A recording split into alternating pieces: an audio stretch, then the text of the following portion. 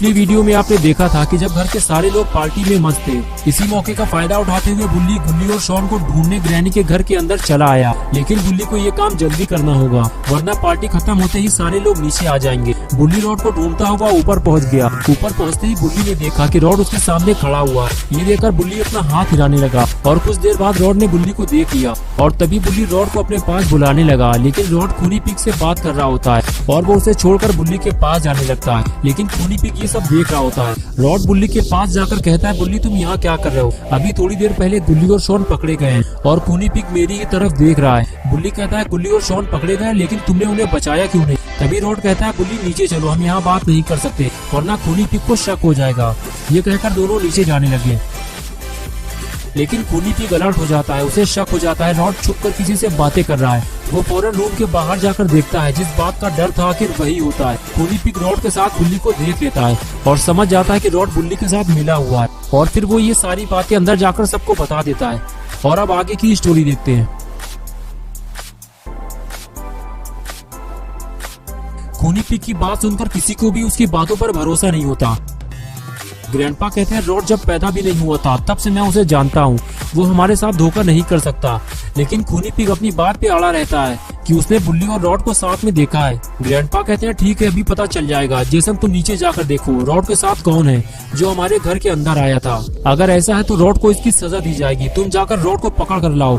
Grandpa की बात मानते हुए जेसन रॉड को ढूंढने निकल जाता है।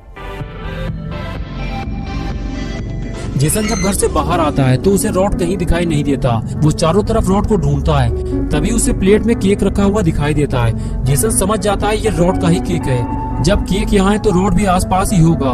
तभी जेसन को घर के पीछे कोने में रॉड खड़ा हुआ दिखाई देता है। लेकिन जेसन सोचता है कि रॉड वहाँ क्या कर रहा है और इधर बुल्ली रॉड को ये बता रहा होता है कि शॉन केक में गिर गया था और तुम उसे उठाकर यहाँ ले आए और गुल्ली उसे बचाने गया था लेकिन वो पकड़ा गया। और रॉड ये सारी बातें सुन रहा होता है। तभी रॉड को किसी के आने की आवाज लगती है और रॉड फौरन पलट कर देखता है तो सामने उसे जेसन आता हुआ दिखाई देता है। रॉड उसे देखकर घबरा जाता है और उसे हाथ दिखाकर वहीं रुकने के लिए कहता है और दूसरी तरफ वो बुल्ली को हाथ हिलाकर वहाँ से जाने के लिए कहता है। बुल्ली रॉड से कहता है, क्या हुआ रॉड, कोई है क्या वहाँ पे? रॉड जब जवाब नहीं देता तो बुल्ली समझ जाता है वहाँ पे कोई है और वो वहाँ से भागने लगता है और भागते हुए सीधे गाड़ी की तरफ जाता है और उसे बंद कर देता है ताकि अंधेरा हो जाए और फिर वो वहीं छुप जाता है। और इधर रॉड जेसन के सामने एक्टिंग करता है कि उसे बहुत जोर से लगी थी और वो यहाँ अपनी टंकी खाली करने आया था।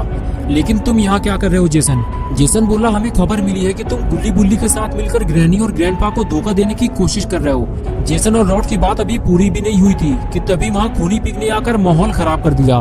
खूनी पिग जेसन की तरफ देखते हुए बोला, जेसन ग्रैंडपा ने तुम्हें यहाँ टाइम पास करने के लिए भेजा था या रॉड को पकड़ने के लिए भेजा था? जल्दी अपना काम पूरा करो वरना नौकरी से निकाल दिए जाओगे और मारे मारे फिरोगे। नौकरी वाली बात सुनकर जेसन भड़क गया और बोला, सुअर कहीं के तुम मुझे बताओगे मुझे क्या करना है और क्या नहीं? जितनी जल्दी हो सके यहाँ से दुम दबाकर निकल ले वरना ये तेरी दूसरी आग भी ज्यादा देर तक सलामत नहीं रहेगी।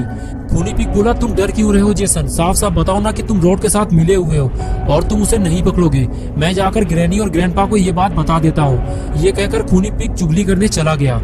खूनी पिग ऊपर जाकर पता नहीं जेसन के बारे में क्या क्या कहने वाला है, यही सोचकर जेसन भी वहाँ से चला गया।